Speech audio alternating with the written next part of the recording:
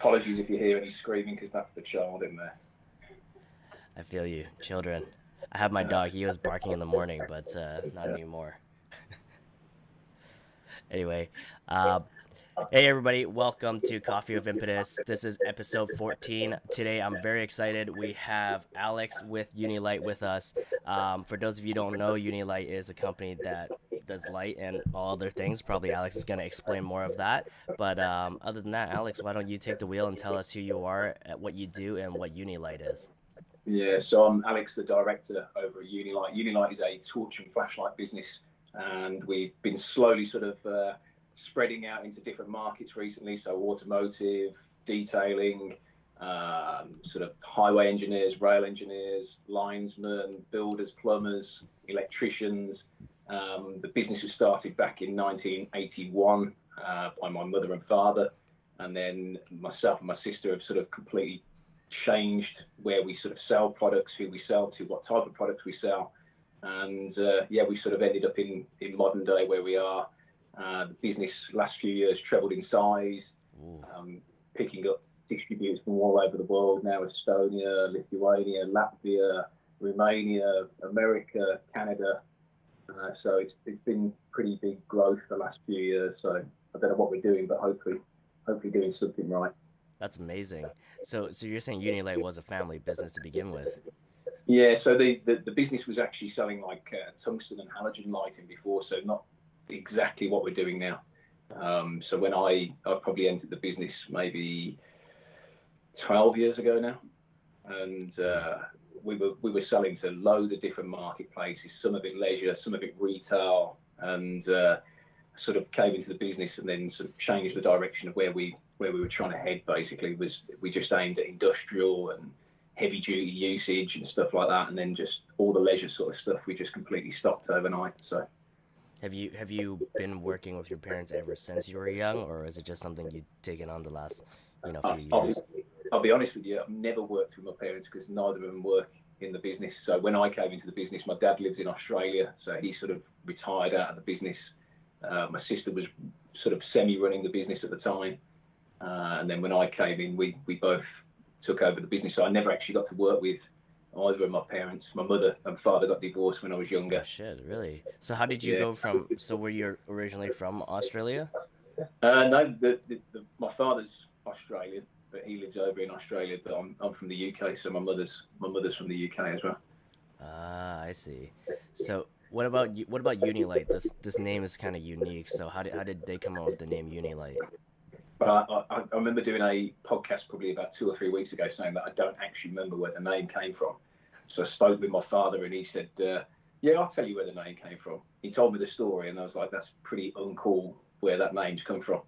So it was there was a dairy farm, so cows, a dairy farm, and uni dairies, and I Oh, don't okay. know. I don't know why, and this is going to ruin the image of uni like now, but he looked at the word uni and thought, yeah, that sounds quite cool. And he kept seeing it on the side of their vans, these big dairy trucks and stuff like that. And he was like, that looks quite cool.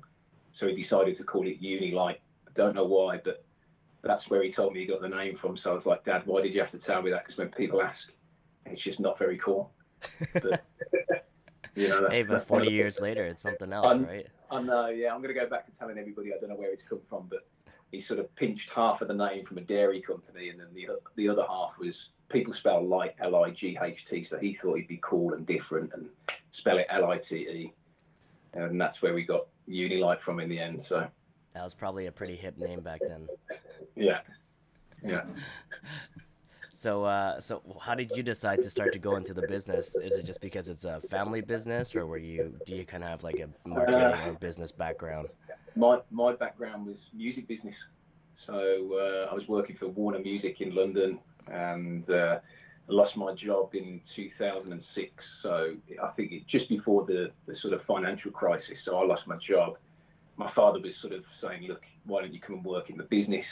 We need somebody to come in and do the sales of the business. Why don't you come into the business?" But I'd never really wanted to go into the business because I'd sort of seen my mother and father fall out from working together. So my sister worked there. I've got a good relationship with her. I didn't want to fall out with her. But I went and worked there temporary, and then 12 years later, I'm still there. So So you're still temporary. Yeah, well, anybody could be temporary right now, couldn't they? So who knows? Who That's knows? But true. yeah, I mean, if I'm honest, I really enjoy my job. I get to meet different people, different industries. I'm sat here now talking to you from across the other side of the world. Yeah. It's always interesting to have those conversations and the people that I meet through what in essence is just a light.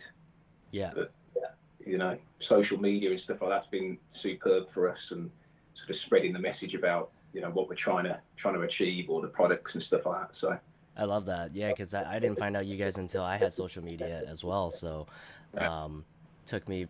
It was actually this year that that I got to know Unilite. That from all the other posts that led us to you guys. So it has been a great tool. Um, but other than that, let's talk about your brand out there. So, do you think there's another competitor out there for Unilite? And if there is, what differentiates you from the rest of them? it's a tough one because I don't look at any one company and think you're a competitor. Yeah. But every company could be your competitor, because you look at companies like Milwaukee, for example. They did tools for so many years. Now they do lights. Oh yeah. So anybody could be your competitor. But if I'm perfectly honest, there's like, maybe for flashlights it might be LED Lens or Olight or somebody like that. Or if it's for work lights, it could be Pelican, it could be Peli, it could be somebody like that. But we don't really have one main competitor, because It's just like nobody tends to do all the products that we do. So yeah, somebody might do a flashlight and a head torch, and then another company might just be purely flashlights. yeah. Whereas we do a work light, a detailing light, a UV gun. We do pen torches, head torches, flashlights. So I don't really see anybody sort of doing what we're doing, or Yeah. doing the range that we do. If that So makes any so sense. more so we'd say what differentiates you guys is the fact that you guys are more specialized in all those kind of fields, not just one or two piece of equipment, whereas you Yeah, guys actually offer all the full lines and all of these lines are specialized for specific trades. yeah, yeah. So we'll say for like head torches, we'll probably do. You probably look on the website. There's more at the moment. We're stripping out the range, but we'll have like maybe 10 head torches, and that's it. Some other companies will do like Petzl, for example, which is the outdoor rope climbing and stuff like that. They'll do like 35 head torches, but they're all so similar, and it just confuses the customer. You want to go on and buy a head torch Petzl one, you could spend 3 days analysing all the specification, and then still be like, well, which one do I use for this? Yeah. Where we sort of go, okay, we're going to do maybe 5, 10 products in that category maximum, but that each one isn't the same. They've all got different features. They've all got different levels of brightness. They've all got sort of different sort of things that they can do. Yeah. They've become more specific to particular trades. So whether it's a plumber or a builder or a detailer, they become more specific to that particular trade, because they like that functionality, or they like that level of brightness. Yeah, I like that. So, how do you come up with the fact that these certain trades need these certain type of lights? So let's just say, for me as a trade, I'm a plumber. Yeah. Do you go out and do kind of control groups or testing with plumbers of what's in the field that bothers them that you have to create a light specifically for their type of work?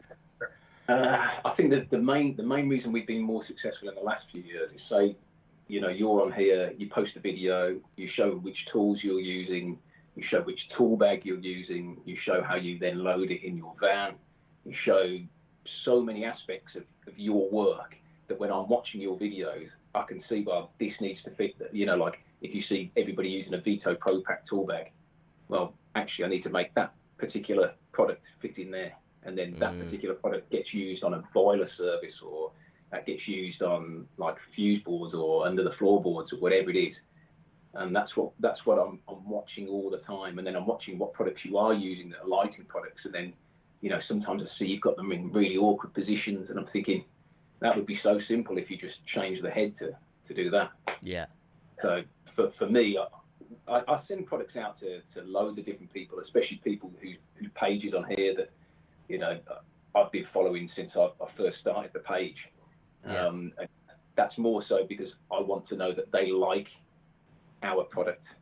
Not so much of please promote it for me. It's just I want to know that you like the product because I like your page. But those guys give me great feedback as well. Anybody that's won one in a competition comes through and gives us feedback, and that's in real time. And even with social media, if you don't like something about the product and you come through to me and say, look, I don't like this, it's good because I get to know firsthand that if I'm selling for a distributor, the customer comes in and goes, yeah, that's no good, that product. But then the distributor won't say, well, what's wrong with it? And then ring me and say, look, they've said this. That's true. You're doing field study strictly based upon direct contact through social media or just by watching. Yeah. And because I run Unilite with my sister, when people come through on social media, they talk to me. So because I design the products, the buck stops with me. So it's sort of, they're talking to the person that's making the product for them. So everything that they... And I get some people who go, oh, can I just say this? I don't wish to upset you, you know, blah, blah, blah. Just hit me with it. You know, I don't get upset by it. It's just sometimes you make a product, people love it. Sometimes there's things that you need to change. Yeah. So as long as people are open and they give me the feedback, I'll always listen to the feedback, regardless of whether I think that's a bit of a rubbish idea. Yeah. Because you never know. You never know. It makes sense. Well, I was surprised myself when I was talking to you. I didn't know you were the actual, the owner and director that was running that page. It surprised me that you were a little bit younger than I anticipated. Actually, how old are you, Alex? 37. 37. Okay, we're about 10 years apart, nine years, but I was still surprised. I was just, a lot of people don't run their pages as owners, right? They always have a marketing team or get somebody else to run it. What was that the difference of what you wanted to do to make sure that anything that came by in the social aspect that you'd get to get all that information up front? Yeah. The problem with some of our competitors is they've got, like you say, somebody in marketing that's a marketing graduate. Sometimes they're not social media specific. Like I've self-taught myself social media, but all it is how I would talk to somebody face to face is how I talk to them online. Yeah. Now the main difference is when it gets to Sunday night, 10 p.m. here, people still message me and I still respond. Other businesses, they don't respond all weekend.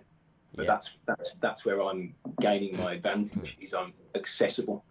You know, we're an accessible company. People get to see. Even I post on our stories, which isn't very professional to some of the bigger brands, but I will post and let people know that a product's in stock or whatever it is, and people feel part of that because they can relate to running the business. It's Whereas true.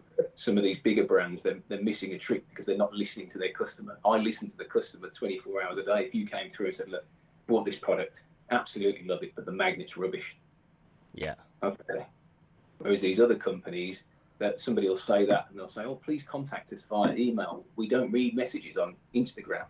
Like, what is that about? I get you, dude. I totally understand that. I would say, I don't like talking about that company a lot, but let's just say Milwaukee, for example. I've had problems with products. You try to message them. They're the people that probably say, oh, please contact this, go to your local dealer, go to blah, blah, blah. But it's not like somebody that actually wants to care or, make a positive aspect, because all they listen to is their niche group of those influencers, let's just say. I don't hate on that. I think that's cool that you have influencers that are big and they do all the work all the time, but it's not, as you say, like you would answer to almost everybody that gives you that feedback. But Milwaukee is just or not just Milwaukee, but certain brands, they just take the feedback of people who they give the tools to all the time, right? Yeah. I mean, that's not an issue, but like if you're on social, I mean, I remember reading one post from Milwaukee, which was about gloves. And everybody, they posted about these gloves. And everybody, these gloves break, they break, blah, blah, blah, blah, blah. Now, if that was me, I'd be having a heart attack. Yeah. Thinking, gee, my whole brand is getting destroyed in one post. But these guys, they just, okay, thanks for the feedback. Any problems, contact, John at blah, blah, blah. And it's just, you think to yourself, how can they be so blasé with their reputation? But because they're so big now, they don't sometimes they they don't don't need care. it. Yeah, Yeah, that's what I feel too, and that's why, like, I slowly gravitate from these certain brands. A good example I would always say is Rigid. They're huge, yeah, but the Rigid team literally answers to everything that the viewers are talking about on the social presence as well.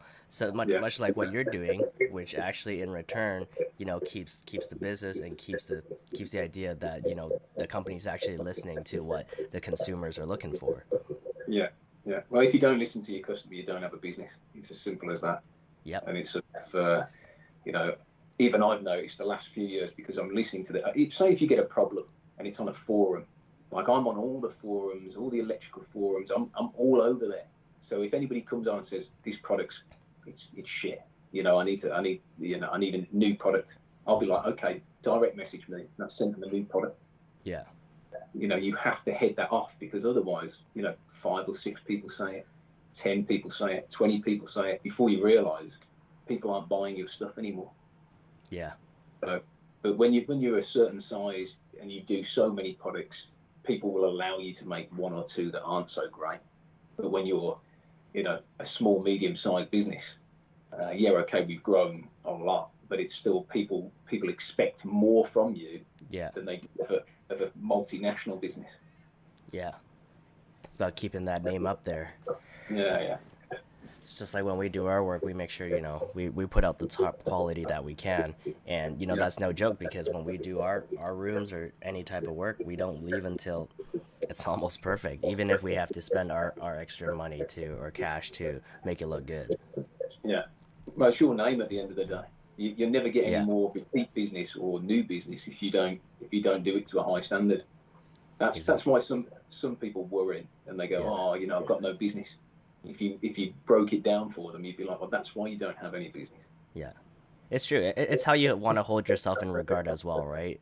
Yeah. My company is what I am. So if I can't do that type of work out there, then I don't want my people to portray my company like that as well. Yeah. Yeah. I'm exactly the same. Yeah.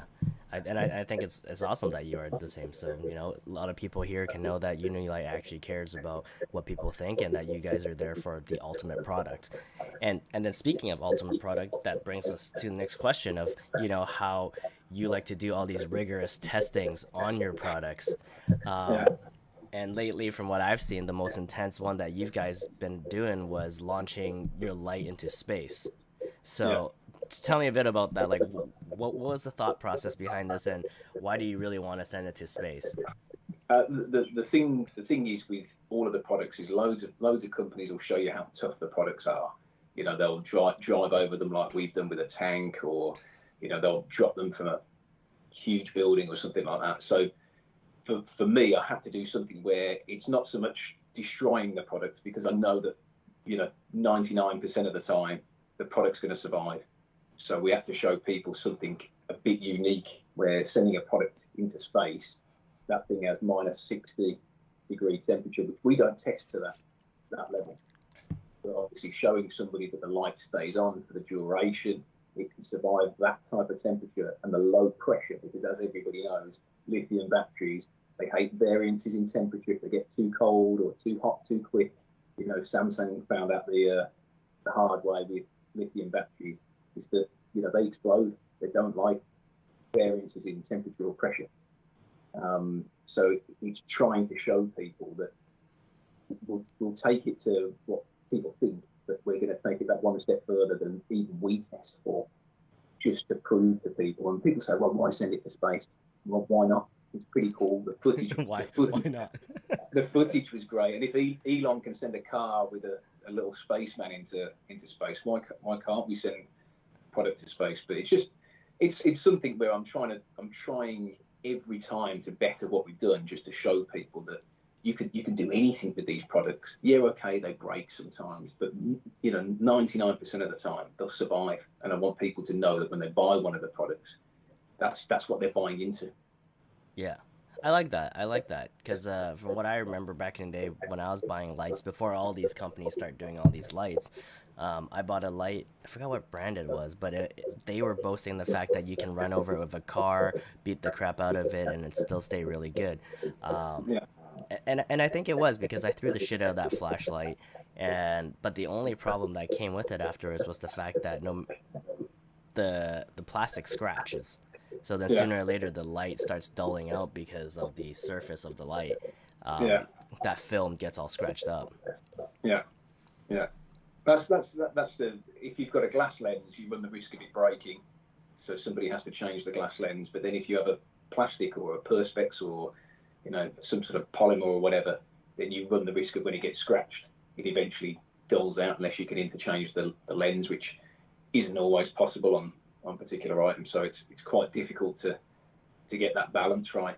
I try and design stuff so if the lens is face down, it's got like some sort of ridge, so it's not getting straight from the floor. Sometimes you drop it on stones or Yeah. some sort of brick or something like that. We're not immune to that ourselves, but I try all the time to have some sort of protection over the lens. Yeah, that makes sense. So other than space though, what's the next rigorous testing that you're thinking of putting your light through that you can share? It involves a helicopter, Okay. and it involves like a target on the floor. Okay. Big target on the floor. So a helicopter and a target, but I'm not going to give any more away. But it involves a helicopter. When you do those tests, are you gonna be there as well? Like, are you gonna be like the one that's inside the helicopter or the one that's down there? I'm going to try to be the one who's in there doing stuff with the products. But it's great for me because I love doing stuff like that. I enjoy that side of things. Talking to people and meeting these people that put this stuff on in the background, like the guys from the space video. They are some talented people. Having to work out everything to get it to go up, where it comes down, having to talk with the aviation authority to actually say, look, we're launching this thing, like some of the stuff that goes on behind the scenes for that. And in that short 3-minute video, you don't get to see much of that. So that's why I put some of that in there, because those guys, some of the planning that goes into that. It's probably like, what, 2-3 weeks of work to even just get that light up there? I'd probably say 4 weeks of work. 4? Wow. Because they test it maybe 3 or 4 times, like dummy testing and modular testing on the computer and stuff like that. That's pretty fascinating. Yeah. How's that light right now? Is that light back down here? Yeah. Still works. Still came back. It was up there for about 3 hours, so it didn't fully go out because then obviously we wouldn't be able to get it back. But it was pretty much to the edge, and then came back down, and then stayed on. Still works now. Do you put it in its own space and just call it the space light? But to be fair, we'll probably test it with the helicopter on the next one. Oh wow. Okay, that's a exciting one. It just means that it can be through all those kind of testing altogether. Yeah. So if something survives from the previous video, I tend to take it on to the next one, and then try to break it again. So we've got loads of ideas, like stuff like when obviously coronavirus is gone, potentially coming over to the US and get monster trucks and stuff like that. So stuff where it's you guys over that sort of way. I've got some big heavy duty stuff that we can come and test it with, which would be good to come over and I can come and meet some of you guys as well. That'll be sweet. So actually, now that you speaking of coronavirus, I know a lot of people ask these questions, but I'm curious myself as a company of your size and how Unilite is. How did this kind of pandemic affect you guys? If I'm honest, not a lot. In terms of our sales in the UK, because everybody's been shut, they've suffered. But I'll be honest with you, because we export all around the world, when one place was closed, another place had reopened. Bravo. So we've been very, again, touch wood, we've been super lucky. All the staff have been fantastic, and we've just been going, and we had our record June month, the same in April. So this is during a pandemic. So I mean, if we didn't have that and we had a record year last year, then I know that we'd be even